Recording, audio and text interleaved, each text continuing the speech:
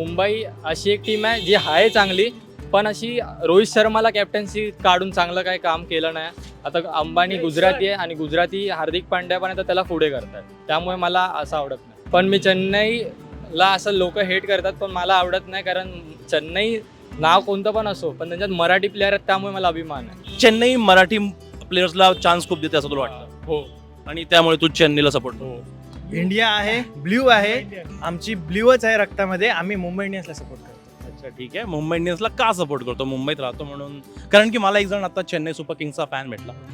तो म्हणाला की चेन्नई सुपर किंग्स खूप मराठी मुलांना म्हणजे ऋतुराज गायकवाड म्हणा, केदार जाधव अशा सगळ्या मुलांना त्यांनी चान्स दिला compared to Mumbai Indians. What do you think?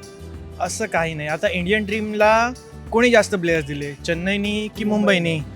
हा पण क्वेश्चन ट्रिकी आहे की नाही? बरोबर. For more such videos, check out ourcricket.com YouTube page.